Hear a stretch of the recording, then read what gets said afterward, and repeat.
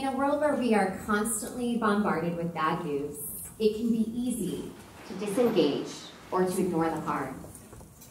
Gender inequality, poverty, disease, hunger, racial injustices, climate change, and the list goes on. We say to ourselves, but I am just one person. How can I really make a difference? Today I want to share with you how my small and consistent yes has yielded a large impact. My name is Muir. I began my teaching career in Shanghai, here actually, at SMIC in 2009. I am currently a teacher just down the road. I'm also a millennial, kind of. A kombucha maker, a runner, a mom, a wife, a lover of tacos, and an advocate for the powerless. I grew up in a Midwest town in America, full of moderately sized dreams, and the belief that really, if I worked hard, anything would be possible. And I believe the same for others as well. I had this flawed perception that all playing fields in life are the same. All anyone ever has to do is just work hard and success will come. In 2007, at the age of 22, I moved to a small city in Asia of just 8 million people, and I quickly became aware of what I believe to be the greatest injustice in the modern world today, modern-day slavery. I had believed my entire life that slavery ended in 1865 with Abraham Lincoln's Emancipation Proclamation. I was wrong, very wrong. CNN Freedom Project defines modern-day slavery as when one person completely controls another person using the threat of violence to maintain that control, exploits them economically, and they cannot walk away. Modern-day slavery takes many forms: forced labor, bonded labor, sex trafficking, and forced marriage. In 2016, the International Labor Organization estimated that there are currently 40 million people trapped in modern-day slavery. Women and children account for 71% of that, and 1 in 4 are actually children. The stark reality is that today, now, there are actually more slaves than ever before. How is that even possible? And what could I even do? Well, I did do something, and it started with hearing about an event and saying yes. Some might describe it as kismet, but actually I describe it as God's will. On November 18th, 2016, there was a death in my family. And he was someone related very closely to me, but he was also someone that had very much so mistreated me as a child and made me feel powerless. As I navigated this strange and private grief, I had a realization that when I was a child, I was powerless under his control, but now, as an adult woman, I have power. And with that, I have this strong urge and belief within me that actually this power should be intended to be given to those that are powerless. So just a week after his death, I was scrolling through social media and I came across a profile of a girl that I had nannied for when I was in college. Her name's Sydney, and she was in college at the time, and she was sharing about how she was going to be participating in an event called Dressember. What was this weird event, this pun, Dressember? I came to find out that Dressember is both an event and an organization, and for the event of Dressember, participants say yes to wearing a dress or a tie for the 31 days of December. As participants change their clothing for these 31 days, they also use their voice to advocate for those that are powerless in modern-day slavery. Social media and in-person conversations are a critical way in which people spread that message. While the situation as a whole is an absolute travesty, the reality is that there is hope and individuals are being rescued. Dressember also has a fundraising component. Funds raised are given to a variety of anti-trafficking organizations globally. So back to 2016, I heard about it, I thought about it. I talked to a friend of mine named Michelle, and she pushed me to do it. She said, yes, I will be the first to donate to your campaign. You have to do this. And so I committed with a small yes. After this small yes, I decided that I wanted to spread this event to my broader school community. I'm a teacher at Concordia International School, Shanghai, just down the road. I sought out divisional principals, other faculty members, and I also sent a message to some high school students, and a few committed that year. So considering the rate at which everything came together, I would say it was fairly decent. Our team raised a few $1,000s, and that was that. Now, 2017 came quickly, and I struggled with whether or not I wanted to participate again. My monthly to-do list leading up to December had the words December, ? Each month. At that time, I was working on my master's degree. I was in the midst of parenting 2 small boys, and I was unsure really if I had the bandwidth to participate.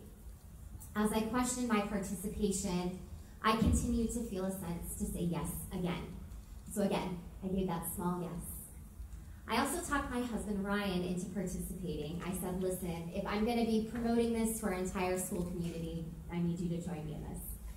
So he said yes, and actually it was a pretty big deal for him as he hates wearing ties. So once again, I gathered a small team at Concordia of faculty and students. Here on the slide, we see Ryan's words, my husband. It says, wear a tie for a month? No thanks, was my initial response when my wife asked if I wanted to be a part of December.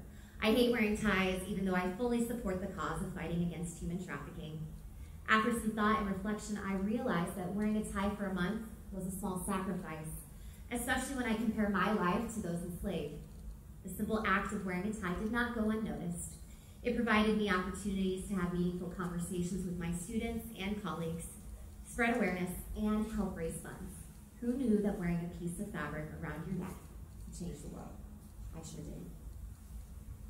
Now, a few days into December, I checked our fundraising pages, and I clicked on Ryan's page, and I could not believe what I saw. Someone had anonymously donated $6,000 to Ryan's page. And this immediately shot Ryan to the first place as far as competition goes. Now, something that you should know about Ryan and I is that we are very competitive people. Selfish as it may sound, once we realized that there was a competition element of December, we were even more all in.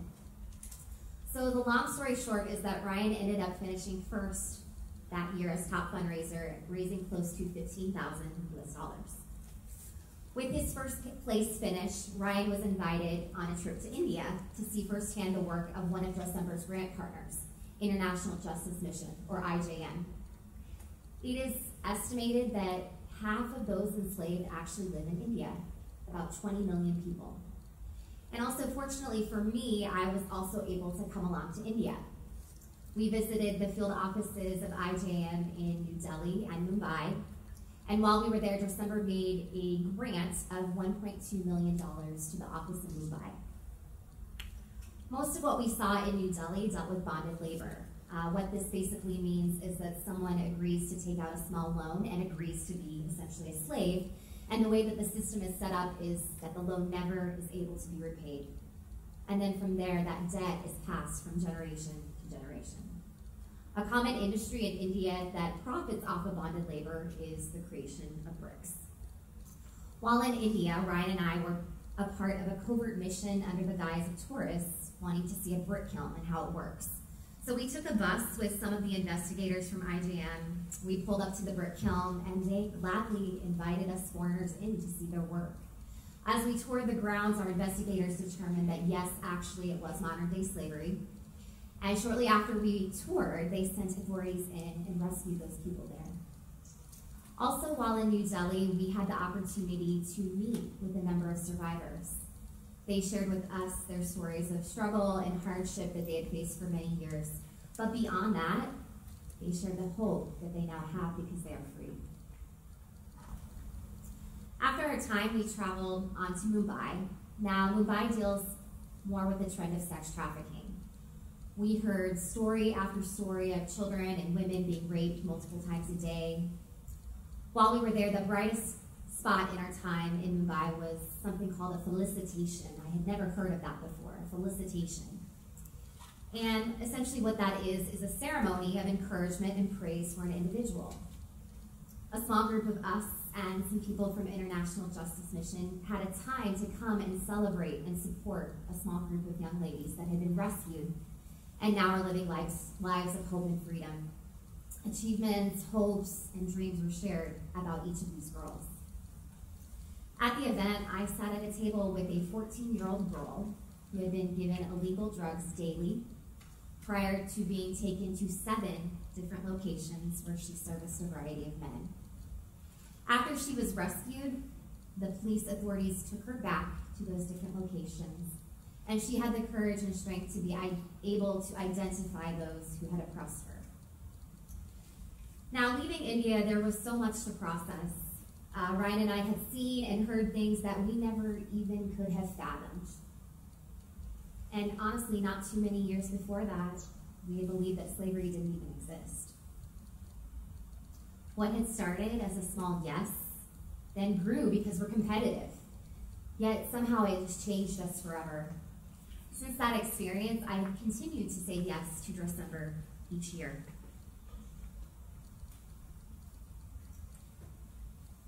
But my greatest joys from December have been the growing impact that I have seen in my community. I have worked consistently with a group of high schoolers that continue to spread the message of modern-day slavery and how to be an agent of change. I have been given a platform to speak at my church here in Shanghai multiple times, and I have also connected with multiple other schools in the area that are now also participating in December. One of my favorite moments was just a few years ago. I was meeting a woman for the first time and we were having a conversation. She had no idea who I was, and it was actually December 1st. And in the conversation, she brought up to me the fact that she was participating in December. Another important thing to mention is that she isn't connected to my school. In fact, her students, or her children, I should say, attend another school in the area. So she was actually complaining, this dress, la, la, la. I was like, okay, yeah. But I asked her, I said, you know, hey, how did you hear about December? And she said, oh, I heard about it from Concordia. And in that moment, I knew that was my small yes that had done that. There was such a moment of joy and satisfaction that quietly bubbled up because I knew I had started that. The impact that I have seen has been far and wide. I was able to be a part of that investigative mission that actually ended up rescuing people in India. I've been given a platform larger than I could ever have imagined, actually.